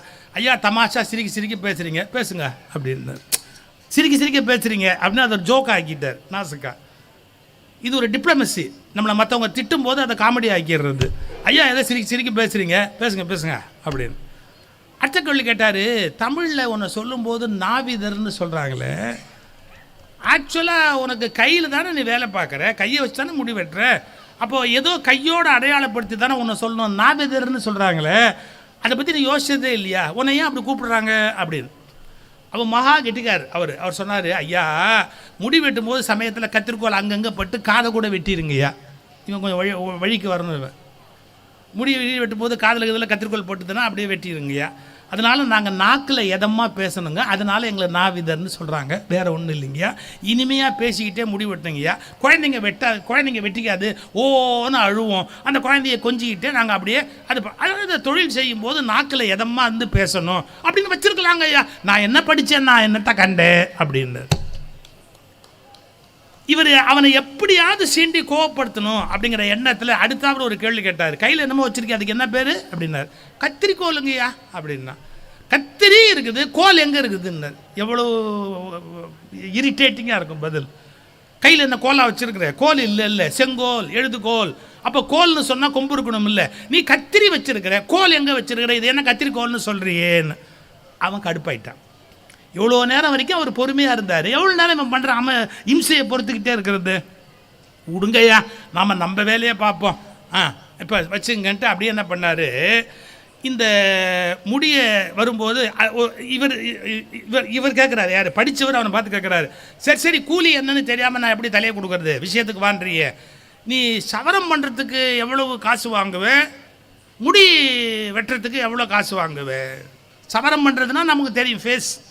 முடி வெட்டுறதுன்னா அது வேறு ஒரு கணக்கு இருக்குல்ல, டெக்னிக்கலாக வேணும்னு கேட்குறாரு. சவரம் பண்ணுறதுக்கு எவ்வளோ வாங்குவேன், முடி வெட்டுறதுக்கு எவ்வளோ வாங்குவேன். ஐயா அந்த காலத்து இது கதை இது. ஐயா சவரம் பண்ணால் ஒரன்னா வாங்குவாங்க, ஏன் முடி வெட்டுறதா இருந்தால் நல்லா வாங்குவேன். இவருக்கு எவ்வளோ படித்த திமிரு பாருங்க. அப்போ என் தலையை சவரம் பண்ணுன்னார். டெக்னிக்கலாக பேசுகிறாராம். அப்போ என் தலையை சவரம், அப்போ நீ வாங்கினா ஒரனா தானே வாங்க முடியும், பண்ணுன்னார். அவர் ஒன்றும் கண்டுக்கல. செத்தாங்க, அதனால என்ன ஐயா பெரியவர் சொல்கிறீங்க, செஞ்சா போச்சு அப்படின்ட்டு க்ளீனாக தலையை எடுத்தார். எடுத்துட்டு புருவத்துக்கிட்ட வந்தார். ஐயா புருவம் வேணுங்களா அப்படின்னு. புருவம் வேணும். இவர் என்ன அர்த்தத்தில் சொல்றாரு? கத்தி அது மேலே வச்சிருக்கணும். வேணாம் வேணாம் வேணாம் வேணாம் வேணாம் வேணான்னாரு. பட்டுன்னு எடுத்துட்டு வேணான்னு தானுங்க சொன்னீங்க, எடுத்துட்டேன்னாரு. புருவத்தை எடுத்தால் எப்படி இருக்கும்? புருவத்தை எடுத்தால் எப்படி இருக்கும்? ஐயா வேணான்னு தானுங்க சொன்னீங்க, அதான் எடுத்துட்டேன்னாரு. உலகத்திலே ஒரு மனுஷனை குரூரமாக பார்க்கணுன்னா புருவத்தை எடுத்துட்டா போகிறோம். லேடிஸ் கோவித்துக் கொள்ள வேண்டாம், அதற்காகவே 500 ரூபாய் மாதம் செலவு செய்ய வேண்டிய ஒரு பெரிய பணி ஆண்களுக்கு எப்போதும் காத்திருக்கிறது. விட்டுருங்க, அது திருத்துதல். Right, okay. அதாவது ஒரு மாதிரி வில்லு மாதிரி கொண்டாடுவாங்க, அப்படி அழகா. ரைட், இவருக்கு எடுத்துட்டா எப்படி இருக்கும் பார்க்கறதுக்கு? அடுத்து மீசை கிட்ட வந்தார் பாருங்க. இப்போ மறுபடியும் மீசை கிட்ட வந்தோடனே இவர் என்ன சொன்னார்? அதுக்கிட்ட வந்தோடனே அது வெட்டிடுவானோங்கிற அர்த்தத்தில் இவர் என்ன பண்ணார்? வேணா வேணா வேணா வேணா வேணா வேணா வேணா வேணான்னு பாருங்க. வெட்டி கீழே போட்டீங்க தான் வேணான்னு நீங்களே எடுத்துட்டேன். இப்போ இவ்வளவு நேரம் இவர் கொடுத்த வாய்க்கு அவர் பரிசு கொடுத்துட்டார். இதோட இவர் தெருவில் போக முடியுமா? அவர் புருவமும் இல்லாமல் மீசையும் இல்லாமல் எப்படி இருக்கு கொஞ்சம் யோசிச்சு பாருங்க. தலையும் மொத்தமாக எடுத்துட்டா பார்க்குறதுக்கு. இந்த கதை எங்கள் அப்பா எழுதி வச்சுருந்தார், அந்த அந்த புஸ்தகத்தில் எழுதி வச்சுருந்தார். நான் அதுலேருந்து என்ன தெரிஞ்சுக்கிட்டேன்னு கேட்டால், இன்னொருவரை அவமதிப்பதற்காக அவர்களை அவமானப்படுத்தும்படி பேசுகிறவர்கள் ஒன்றை புரிந்து கொள்ள வேணும். நமக்கு அதற்கு உரிமை இல்லை. இன்னொருத்தரை காயப்படுத்த நமக்கு உரிமை இல்லை. அவங்களும் நமக்கு ஈக்குவலான அறிவு உள்ளவங்க. அவங்க பதிலுக்கு கோவப்பட்டுட்டாங்க அப்படின்னு சொன்னால், பதிலுக்கு அவங்க சினமடைஞ்சிட்டாங்க அப்படின்னா நமக்கு கிடைக்கக்கூடிய ஆபத்து சாதாரணமாக இருக்காது. இதெல்லாம் சின்ன விஷயந்தான். நாம் இந்த சார் ஒரே ஒரு ரிக்வஸ்ட் நான் உங்களை கேட்டுட்டு போட்டுமா? புது வருஷம் உங்கள் வாழ்க்கையில் யாரெல்லாம் உதவியோடு இருக்கிறார்களோ அவர்களுக்கெல்லாம் நன்றியோடு இருங்கள். சின்ன விண்ணப்பம் தான். தேங்க் தம். யாராக இருந்தால் இருக்கலாம், சின்ன விஷயமா இருக்கலாம். ஹோட்டலில் வந்து சார் அவர் வேலை தான் பார்க்குறாரு. ஹோட்டலில் அவர் கொண்டு வந்து தண்ணி எடுத்து வைக்கிறாரு. தம்பி தேங்க்யூ. கூப்பிடும் போதே கண்ணா இது இருக்காப்பா, காஃபி இருக்காப்பா, ராஜா ஃபில்டர் காஃபி இருக்காப்பா, உங்களுக்கு என்ன வேணுமோ கண்ணா ராஜா, என்ன குறைஞ்சி போச்சு? ஏய் பாப்பா ஏன் கூப்பிடணும்? அவங்க மனுஷங்க இல்லையா? இன்னைக்கு சொல்ற அன்பை விதைக்கிறவர்கள் அன்பை அறுவடை செய்கிறார்கள். வம்பு சொல்லை விதைக்கிறவர்கள் வம்பு சொல்லையே மீண்டும் அறுவடை செய்கிறார்கள். நீ எதை விதைக்கிறாயோ அதையே உன் வாழ்க்கையில் அறுவடை செய்ய வேண்டி வரும். இந்த இயற்கை இதை மாற்ற முடியுமா? கேட்கும் போதே கண்ணா இது என்னப்பா இது எப்படிப்பா சாப்பிட முடியும், ப்ளீஸ் கொஞ்சம் தயவுசெய்து எனக்கு அது மாதிரி கொடுக்குறியா அப்படின்னா கண்டிப்பாக செய்வார். எவ்வளவு கோபக்காரங்களாக இருந்தாலும் நம்ம கேட்குற முறையில் நமக்கு அவங்க செய்வார். எந்திரிக்கும் போது வெறும் டிப்ஸு கொடுத்துட்றவங்க அது பெருசு இல்லை. Thank you very much for your kindness, நீ ரொம்ப அன்பாக எங்களை கவனிச்சிட்டீங்கப்பா, நல்லா இருங்க, சௌக்கியமாக இருங்க. 2 வார்த்தை, ஒன்றும் நஷ்டம் இல்லை. ஸோ யாராக இருந்தாலும் சரி, எல்லாம் நமக்கு போவோம். சில பேர் கேட் திறந்து விடுவாங்க, நம்ம போவோம். நகர்ந்து சில பேர் லேசாக வழி விடுவாங்க. லிஃப்ட்டுக்குள்ளே நம்ம போகிறதா இருப்போம், அவங்க போகிறதா இருந்தவங்க நகர்ந்துட்டு நீங்கள் போங்க அப்படிம்பாங்க. உங்களுக்கு வாழ்க்கையில் சின்ன உதவி யாராவது பண்ணால் கூட அவங்களுக்கு நீங்கள் நன்றியாக இருந்தால், நேற்று பார்த்த வானம் நாளைக்கு இருக்காது. ஒரு புதிய வானமும் ஒரு புதிய பூமியும் நன்றி உணர்ச்சியின் மூலமாக மாறுவதற்கு வாய்ப்பு உண்டு. கனிவு, அன்பு, நன்றி, இந்த அடிப்படையில் நாம் அதை நோக்கி நகர்வதற்கான வாய்ப்பு இருக்கிறது. அப்புறம் வம்பு பண்ணி சில பேரை மற்றவங்க ஏமாற்றணும் அப்படின்னு நினைப்பாங்க. யாரையாவது இன்னொருத்தரை ஏமாற்றணும், அவங்கள அவமானப்படுத்தணும் அப்படின்னு நினைப்பாங்க. அதுவும் ரொம்ப தவறு. நான் வந்து வக்கீலுக்கு படிச்சுட்டு ப்ராக்டிஸ் பண்ணாமல் விட்டவன். எங்கள் வக்கீல் ஃபீல்டில் வந்து ஒரு ஜோக்கு உண்டு. எப்படின்னா, ஒருத்தருக்கு வேலை இல்லை வக்கீலுக்கு. அவருக்கு ஒன்றும் கேஸ் கிடைச்சா தானே உண்டு, கிடைக்கலன்னா அவர் என்ன பண்ணுவார்? கிடைக்கல, எவங்கிட்ட போய் எப்படி பணம் தேத்துறது அப்படின்னு யோசிச்சுக்கிட்டே இருந்தார். ஒரு டாக்டர் போர்டு போட்டிருந்தார், இங்கே வந்து எல்லா வியாதிக்கும் சரி பண்ணுவேன், 500 ரூபாய் ஃபீஸு அப்படின்னு. ஒரு வேளை சரியில்லை அப்படின்னு நீங்கள் நிரூபிச்சிட்டிங்கன்னா, நான் சரி பண்ணலன்னு நிரூபிச்சிட்டிங்கன்னா நான் உங்களுக்கு 1000 ரூபாயை திருப்பி தரேன் அப்படின்னு. இவர் பார்த்தார், இன்றைக்கி நம்ம எப்படியாவது இதில் சம்பாதிச்சிட்டு வந்துடணும் அப்படிங்கிற ஐடியாவோடு நேராக உள்ளே போய் அவர்கிட்ட சொன்னார், இந்த நாக்கே மறந்து போச்சு. இந்த கொரோனாக்கு அப்புறம் பல பேருக்கு நாக்கு மறந்து போச்சு. அது ஒன்றும் பண்ண முடியாது, அது ரொம்ப சௌரியம். வீட்டில் இது சாம்பாரா ரசமா, இது என்ன இது அப்படின்னு கேட்குறாப்புல சில பேருக்கு அந்த நாக்கு மறந்து போயிடும். இதை விட சில பேர் வெளியில் போய் சாப்பிட்டு வந்து ஒய்ஃபுக்கு கதை சொல்லுவான், அந்த வீட்டில் ஒரு மீன் குழம்பு வச்சுருந்தான் பாருன்னு. சில அம்மா தான் பொறுமையாக கேட்கும், சில அம்மா சொல்லும், அங்கங்கே போய் இப்படி தின்னுட்டு வர நாக்கை இழுத்து வச்சு அறுத்தா என்ன அன்னையோடு அதை கேட்குறத விட்டுருவான், இனிமேல் நம்ம கேட்கக்கூடாது அப்படின்னு. இது அப்படி இல்லை, கொஞ்சம் ஒரு நாக்கு இவருக்கு ஒரு மாதிரி ஆகிப்போச்சு. அதனால் சொல்கிறாரு, என் நாக்கு டேஸ்ட்டே தெரியலப்பா அப்படின்னு. அந்த டாக்டர் ரொம்ப கிளவர். அவர் சொன்னார், நர்ஸை கூப்பிட்டு, அம்மா அந்த 11ஆம் நம்பர் பாட்டில் அதில் இங்க் ஃபில்லரில் ஒரு 2 ட்ராப் எடுத்துகிட்டு வா. 11ஆம் நம்பர் பாட்டில். அந்தம்மா அந்த 11ஆம் நம்பர் பாட்டிலை எடுத்து 2 இங்க் ஃபில்லரில் நல்லா அப்படி எடுத்து அங்கேருந்து வந்து நாக்கு நீட்டுங்க அப்படின்னு. நாக்கில் அதை மருந்தை விட்ட உடனே துப்பிட்டு பெட்ரோலில் ஊற்றுற அப்படின்னா 500 ரூபா கொடுங்க அப்படின்னு. எது பெட்ரோல்னு கரெக்டாக தெரியுதுன்னு சொன்னால் நாக்கை சரியாக்கிட்டேன். என்கிட்ட வரும்போது உங்களுக்கு நாக்கில் டேஸ்ட்டு தெரில, ஆனால் நான் மருந்து கொடுத்த உடனே பார்த்தீங்களா பெட்ரோலுங்கிறத நீங்கள் கண்டுபிடிச்சிட்டிங்க, 500 ரூபா கொடுங்க. அவர் அன்றைக்கி போயிட்டார். சரி இன்றைக்கி நமக்கு நேரம் சரியில்லை என்னமோ போயிட்டோம், போயிட்டார்.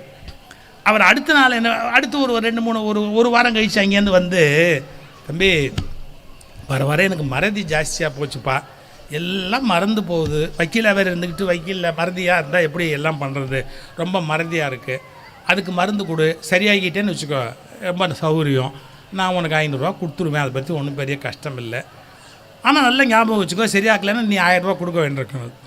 டாக்டர் ஒன்றும் சொல்லலை. நர்ஸை திரும்பி பார்த்தார். அந்த 11ஆம் நம்பர் பாட்டில் எடு அப்படின்னார். அது பெட்ரோல் ஆச்சு என்னார் சரிங்களா. 11ஆம் நம்பர் பெட்ரோல்னு உங்களுக்கு கரெக்டாக ஞாபகத்தில் இருக்குதுன்னா என்ன அர்த்தம்? நீங்கள் உள்ளே நுழையும் போது மறதியோடு வந்தீங்களா, நான் பாருங்கள் மாற்றிட்டேன், இப்போ உங்களுக்கு ஞாபகம் உள்ளவராக ஆக்கிட்டேன். 11ஆம் நம்பர் பாட்டிலில் பெட்ரோல் கரெக்டாக கண்டுபிடிச்சிட்டிங்க பார்த்தீங்களா. அதுதான் நம்ம சாமர்த்தியம். மரியாதை 500 ரூபா கொடுங்கன்னார். இன்றைக்கும் தலையெழுத்தையே நான் 500 ரூபா கொடுத்துட்டது. திரும்பி ஒரு மாதம் கழிச்சு இவரை எப்படிடா இவங்ககிட்டேருந்து இந்த 500 1000 வசூல் பண்ணுறது, எப்படியாவது வசூல் பண்ணிடணும் அப்படிங்கிற எண்ணத்தில் அங்கேருந்து வந்து தடுமாறி அங்கேருந்து ஒன்றும் தெரியாத மாதிரி அப்படியே இப்படி தடுமாறி அங்கேருந்து வந்து உட்காந்து, தம்பி கண்ணெல்லாம் பார்வை சரியாக தெரிய மாட்டேங்குதுப்பா, பார்வையே மங்கி போச்சு, நீ ஏதாவது வைத்தியம் பண்ணால் பரவாயில்ல அப்படின்னு.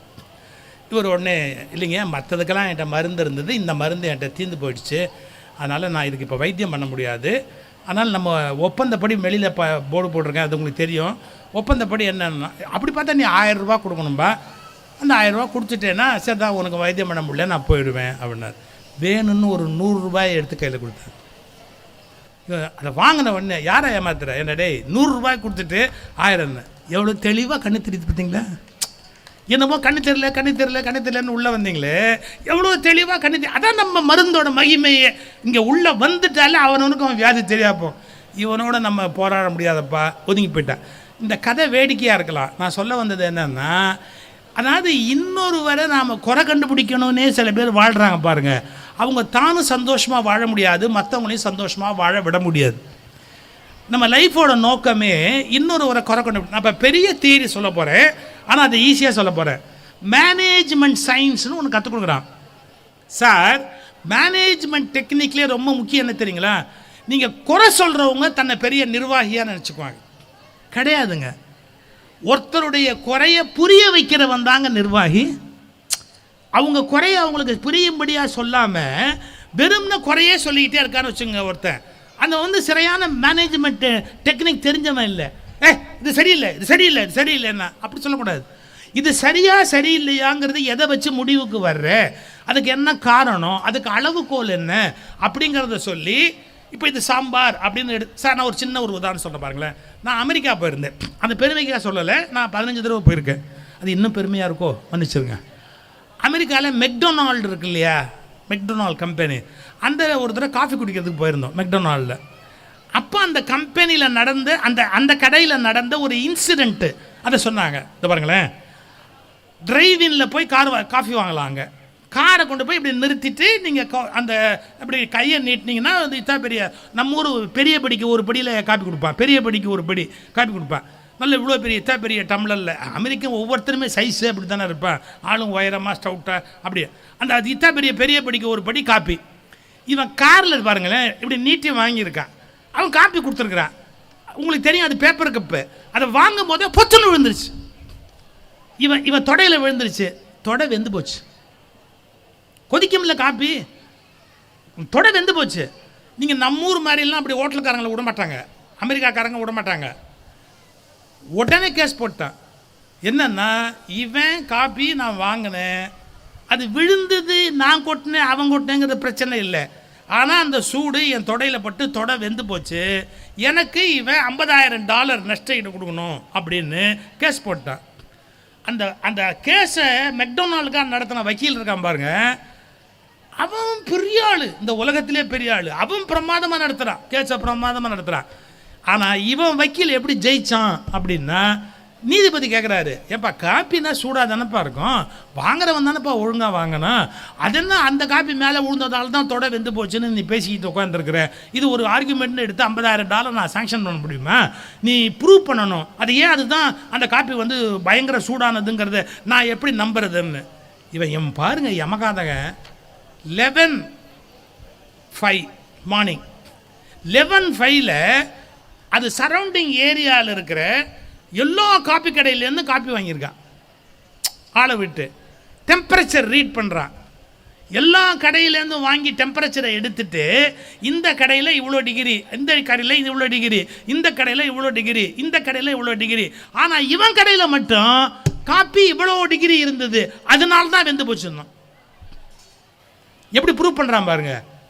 இவன் காப்பியால் தான் என் தொடை வெந்ததுங்கிறத நிரூபிக்கிறதுக்கு பாயிண்ட்டு.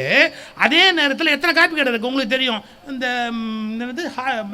ஸ்டார்பக்ஸு, அது மாதிரி நூற்றுக்கணக்கான கடை இருக்குல்ல, காப்பி கடை இருக்குல்ல, எல்லா கடைக்கும் போய் ஒரு 7 இடத்துல காப்பி வாங்கி 7 இடத்துல வாங்கின காப்பியோட டெம்பரேச்சரையும் அதுலேயும் அவனையும் நோட் பண்ண சொல்லி, எல்லா இடத்துலையும் இவ்வளவு இருக்கும்போது ஹீட்டு, இவனில் மட்டும் எவ்வளோ ஹீட்டு பாருங்க. அப்போ இவன் காப்பியால் தான் எனக்கு தொட போச்சு. அந்த அமௌண்ட்டு சாங்ஷன்டு $50,000 கொடுக்க சொன்னான். எதுக்கு சொல்ல வரேன் பாருங்க, ஒரு தவறு நடந்தது என்று சொன்னால் அந்த தவறை சட்டப்பூர்வமாகவும் விஞ்ஞானபூர்வமாகவும் நிரூபிக்கிற ஒரு கூர்த்த மதி இருக்கணும். வெறும் குறை சொல்றது, வாயில் வைக்க விளங்கலை அம்மா இன்றைக்கி சொல்லி கொடுத்துட்டு போகிறோம்மா, வீட்டில் சாப்பிடும்போது ஹஸ்பண்ட் எப்பாவது வாயில் வைக்க விளங்கலைன்னா சிலம்மா இருக்காங்க, புனல் வச்சு ஊற்றுவா, அப்படி சொல்லக்கூடாது. இப்போ வாயில் வைக்க விளங்கலை அப்படின்னா ஒரு ஒரு ஒரு சின்ன டெஸ்ட்டு. என்ன பண்ணணும்னு நினைக்கிறீங்க? இன்னும் கொஞ்சம் மசாலா போடணுமா, இன்னும் கொஞ்சம் காரம் போடணுமா, இன்னும் கொஞ்சம் நேரம் கொதிக்க விட்ருக்கணுமா, இன்னும் கொஞ்சம் தேங்காய் அரைச்சி விட்ருக்கலாமா, இல்லாட்டி இன்னும் கொஞ்சம் மஞ்சப்பொடி போட்டிருந்தா நல்லா இருந்திருக்குமா, இல்லாட்டி ஜீரகமோ பெருஞ்சீரகமோ கூடுதலாக வச்சு அரைச்சிருந்தா நல்லா இருக்குமா. இவன் சொன்னான், இல்லை இதுவே நல்லாயிருக்கு. ஏன்? நம்முடைய மக்களுக்கு குறை சொல்ல தெரியுமே ஒழிய சரி செய்ய தெரியாது. எழுதிக்கங்க, நம்முடைய மக்களுக்கு குறை சொல்ல தெரியுமே ஒழிய சரி செய்ய தெரியாது. If you want to be a successful leader, ஃபேமிலியாக இருக்கலாம், கம்பெனியாக இருக்கலாம், தொழிற்சாலையாக இருக்கலாம், கட்சியாக இருக்கலாம், இல்லை அது ஏதோ ஒரு அமைப்பாக இருக்கலாம், ஒரு நிறுவனமாக கூட இருக்கலாம். நல்லா தெரிஞ்சுக்கங்க, குறை சொல்லுவதன் மூலம் அதிகாரத்தை சொல்லி குறை சொல்லுவதன் மூலம் நீங்கள் சிறந்த தலைவராக இருக்க முடியாது. குறைக்கான காரண காரியங்களை அவருக்கு புரிய வைப்பது தான் ஒரு உண்மையான தலைமைக்கு அடையாளம். Where mistake happened, how it happened, எப்படி நடந்தது, ஏன் தவறு நடந்தது, எங்கு பிழை விட்டு விட்டது அப்படிங்கிறத கண்டுபிடிக்க தெரியணும், சொல்ல தெரியணும். இதெல்லாம் நம்மளை மாற்றிக்கணும். ஏதாவது வீட்டில் ஒரு குறை இருந்தால் சும்மா வந்த எடுத்தோம் கவுத்தோன்னு பேசிட்டு போனால் போகாது. இந்த குறை எப்படி ஏற்பட்டது அப்படிங்கிறத பற்றிய விளக்கத்தோட குறைகளை சொல்லி மற்றவங்களை எஜுகேட் பண்ண வேண்டிய பொறுப்பு நம்முடையது. நான் இது மாதிரி சொல்கிறதா இருந்தால் 100கணக்காக நான் சொல்லிக்கிட்டே போவேன், அதில் எந்த விதமான முடிவும் இல்லை, எல்லாமே உண்மை. பட் ஒரு 4-5 நல்ல பழக்கங்களே இந்த பீரியடில் ஏற்படுத்திக்கங்க. சார், செல்ஃபோன் இருக்கு இல்லையா, செல்ஃபோன் யூஸ் பண்ண நான் இந்த புது வருஷத்துக்கு உங்களுக்கு ஒரு 2 டிப்ஸ் சொல்லி முடிச்சிடறேன். முக்கியமான விஷயம், செல்ஃபோன் எல்லாரும் யூஸ் பண்ணுறோம். எக்காரணத்தை முன்னிட்டு செல்ஃபோனை பேண்ட் பேக்கெட்டில் வைக்காதீங்க, ஷர்ட் பேக்கெட்டில் வைக்காதீங்க. ஏன்னா அது வெளிப்படுத்துகிற கதிர் இயக்கம் இதயத்துக்கு நல்லதல்ல. ஜென்ட்ஸ் பேண்ட் பேக்கெட்டில் வைப்பது அவர்களுடைய ஆண்மைக்கு நல்லதல்ல. It is the reason for infertility. பல வகையில் it has been proved. So pant பேக்கெட்டில் வைக்காதீங்க. அதே மாதிரி ஷர்ட் பாக்கெட்டில் வைக்காதீங்க, ஹார்ட்டுக்கு அது கெடுதல். கொஞ்சம் வெக்கமாக இருந்தாலும் பரவாயில்ல, தனியாக ஒரு பேக்கு பாடியில் டச் ஆகாத ஒரு விஷயத்தில் லெதர் அதுக்கு மேலே அந்த ஃபோனுக்கு மேலே போட்டு அதை தனியாக தொங்க விடுங்க. அதை எப்போதுமே நீங்கள் உங்கள் உடம்பில் படும்படியாக வைக்காதீங்க. ஒரு சின்ன ரிக்வஸ்ட் 1. நம்பர் 2, கம்ப்யூட்டர் யூஸ் பண்ணுவீங்க, அதுக்கு பேர் லேப்டாப்னு பேர் வச்சான். முட்டாள்தனமான விஷயம். அதுக்காக லேப்பில் வச்சுக்க வேண்டிய அவசியமே கிடையாது. லேப்டாப்னா மடிக்கணினி அப்படின்னு மொழிபெயர்த்து அது மடியில் அதை வச்சுக்கிற மாதிரி மடத்தணும். இந்த உலகத்தில் வேறு கிடையவே கிடையாது. கீழேருந்து அது ஒரு ஹீட் ரேடியேட் பண்ணிக்கிட்டே இருக்கும். ஒருபோதும் லேப்டாப்பை மடியில் வச்சு வேலை பார்க்கக்கூடாது. சில மகா புட்சாலி தலகாணி வச்சு அது மேலே வச்சா கிடையாதும்மா, கிடையாது. தலகாணியும் ஆபத்து. அதை எங்கே வைக்கணும் அப்படின்னா எதிரில் டேபிளில் தான் வைக்கணும். லேப்டாப்பை எதிரில் டேபிளில் வச்சு தான் நம்ம யூஸ் பண்ணுமே ஒழிய நம்ம மடியில் வச்சுக்கிட்டு நம்ம அதை வேலை பார்க்கக்கூடாது. தவறு அது. இதெல்லாம் சின்ன சின்ன விஷயந்தான். இன்னொன்று இதுக்கு சம்மந்தம் இல்லாதது, நீங்கள் எஸ்பெஷலி ஐடி ஃபீல்டில் இருக்கிறவங்களுக்கு கழுத்து வலி, முதுகு வலி எல்லாம் சொல்லுவாங்க. ஏன் தெரியுங்களா? நீங்கள் ஏதோ ஒரு பொசிஷனில் அதை அப்படியே இருந்து பார்த்துக்கிட்டே இருப்பீங்க. அந்த பொசிஷனை மாற்றணும்னே உங்களுக்கு தோணாது. அதனால் ஏற்படக்கூடிய தசைப்பிடிப்பு மிகப்பெரிய வலியையும் வேதனையும் உண்டு பண்ணும். அப்போ நான் பள்ளிக்கூடத்தில் கற்றுக் கொடுத்த வார்த்தை சிட் எரெக்ட் அப்படின்னு தான் பாருங்கள். உட்கார்ற போஸ்சர். அந்த உட்கார்ற போஸ் ரொம்ப இம்பார்ட்டன்ட். டேபிளில் வச்சுருங்க, சரியான அவசரத்தில் வைங்க, அதை சரியாக ஆப்ரேட் பண்ண பழகுங்க. 1 ஃபோனை சொன்னேன், 2 லேப்டாப் சொன்னேன். 3வது நாம் யோசிக்க வேண்டிய இன்னொரு முக்கியமான விஷயம், செல்ஃபோனை தலைமாட்டில் அணைக்காமல் அப்படியே வச்சுட்டு தூங்காதீங்க. அது வீசுகிற கதிர்வீச்சு இருக்குது பார்த்தீங்களா, அது நம்ம தூக்கத்துக்கு எடுக்கும். செல்ஃபோனை தூங்குறதுக்கு 1 மணி நேரம் முன்னாடி பாருங்கள். தூங்குறதுக்கு 1 மணி நேரத்துக்கு முன்னாடியே செல்ஃபோன் பார்க்குறத நிறுத்திடுங்க. ஏன்னா அதனுடைய ஒளி தாக்குதல் நம்முடைய கண்களில் அவ்வளோ பெரிய பாதிப்பை ஏற்படுத்துது. அப்போ நம்ம என்ன பண்ணணும்? ஏன்னா 1ஆம் தேதியே செல்ஃபோன் வாங்கி கொடுன்னு பல பேர் சொல்லி இன்னும் நாளைக்கு வாங்குற ஐடியாவில் இருப்பீங்க. அதுக்காக தான் பயன்படணுமேனு சொல்கிறேன். அதெல்லாம் நம்ம இல்லாமல் இருக்க முடியாது, கண்டிப்பாக வச்சுக்கணும். நீங்கள் தூங்க போகிறீங்களா, குறைஞ்சபட்சம் அட்லீஸ்ட்டு ஏரோப்ளேன் மோடில் அதை போட்டுட்டு அப்புறமா தூங்க போங்க. ஏரோப்ளேன் மோடில் போட்டுட்டு தூங்க போங்க. அது அல்லது அதை ஆஃப் பண்ணிகிட்டே படுங்க. அது ரொம்ப ஐடியல். உங்கள் படுக்கைக்கு பக்கத்தில் அதை வைக்காதீங்க. இப்போ சேஃப்டி ரீசனுக்கு என்ன சொல்கிறாங்க, டெலிஃபோன் பக்கத்தில் வச்சுக்கிட்டு நீங்கள் பேசினீங்கன்னா எத்தனையோ சீக்ரெட்ஸ் வெளியே போயிடும். அது சுவிட்சை ஆன் பண்ணியிருக்க வேண்டிய அவசியம் இல்லை. இதெல்லாம் இப்போ லேட்டஸ்ட்டாக கண்டுபிடிச்சிருக்காங்க. அது வேறு விஷயம். அது நான் போனால் வேறு எங்கேயோ போயிடும். பட் தலைமாட்டில் வைக்கும்போது யோசிச்சு வைங்க. இதை விட ரொம்ப ரொம்ப ரொம்ப ரொம்ப ரொம்ப முக்கியம், டியூரிங் ட்ராவல், காரில், பஸ்ஸில், ரயிலில் போகும்போது ரொம்ப அவசியம்னா மட்டும் செல்ஃபோன் யூஸ் பண்ணுங்கள். மற்ற நேரத்தில் யூஸ் பண்ணாதீங்க. ஏன்? உங்கள் வெஹிக்கிள் ரன் ஆகி ஓடிக்கிட்டு போகும்போது அந்த செல் அதை கேட்ச் பண்ணணும் அப்படின்னா பவர்ஃபுல் ரேடியேஷன், பவர்ஃபுல்லாக அந்த வேவ்ஸ் வந்தால் மட்டும்தான் அந்த செல்லால் கேட்ச் பண்ண முடியும். அதை நீங்கள் காதுகிட்ட வச்சு கேட்க ஆரம்பிக்கும் போது என்ன ஆகும் அப்படின்னு கேட்டால், மூவிங் வெஹிக்கிளில் பயங்கரமான அந்த விஷயத்தை உங்கள் உடம்பு தாங்க வேண்டி வரும். உட்காந்துருக்க இடத்துல பேசுங்க, தனியாக இருக்கும்போது பேசுங்க. காரில், ரயிலில் நீங்கள் ஜேர்னி பண்ணும்போது தவிர்க்க முடியாத பட்சத்தில் செல்ஃபோன் பேசுங்க. அவசியம் இல்லைன்னா ஊருக்கா போட்டியா, போய் சேர்ந்தியா, நீ பார்த்தியா, அவள் பிள்ளை பெற்றாளா, இதெல்லாம் வேணாம். அதுக்கெல்லாம் செல்ஃபோனை பயன்படுத்தணும் அவசியம் இல்லை, சாதாரணமான விஷயம். அதுக்கு நீங்கள் ட்ராவல் பண்ணும்போது பயன்படுத்தாங்க. இன்னும் ஒன்று சொல்லி முடிச்சிடுறேன். செல்ஃபோன்லேருந்து என்ன, எப்போவுமே ஆஸ் ஃபார் அஸ் பாசிபிள் அதில் காதுக்கு இயர் ப்ளக் போட்டு பேச வேண்டிய நேரத்தில் பேசிட்டு வால்யூமை யாருக்கும் மற்றவங்களுக்கு டிஸ்டர்ப் பண்ணாமல் கட் பண்ணுங்கள். ஏன் நான் இயர் ப்ளக் போட சொல்கிறேன் அதை எடுத்து அப்படின்னு கேட்டிங்கன்னா, இந்த ரேடியேஷனை தள்ளி வைக்கிறோம். அது நம்ம காதுகிட்ட படலை, பிரெயினில் படலை, வலது மூளையிலையோ இடது மூளையிலையோ கேன்சர் உண்டாவதற்கான வாய்ப்பு இன்றைக்கி அதிகமானதுக்கு ஒரு காரணம் செல்ஃபோன்னு கண்டுபிடிச்சிருக்கான். ஸோ ஒயர் போட்டு ஒயரில் சுவிட்ச் ஆன் பண்ணி பேசி ஆஃப் பண்ணி அந்த பழக்கத்தை பண்ணுங்கள். இல்லையா எதிரில் வச்சுட்டு ஸ்பீக்கரில் போட்டு தள்ளி நின்று அந்த செல்ஃபோனில் டேபிளில் பேசுகிறதுக்கு பழகுங்க. ரொம்ப பெரிய அளவு இல்லைன்னாலும் உங்களுக்கு வாழ்க்கை முழுக்க பயன்படக்கூடிய ஒரு நல்ல விஷயத்தை சொன்னேன்ற திருப்தியோடு நான் வீட்டுக்கு போகலாம்னு நினைக்கிறேன். செல்ஃபோனில் பயன்படுத்தாமல் இருக்க முடியாது. 5 அட்வைஸ் இருக்குது, அதை தயவுசெய்து வாழ்க்கையில் கடைப்பிடிங்க. இன்னும்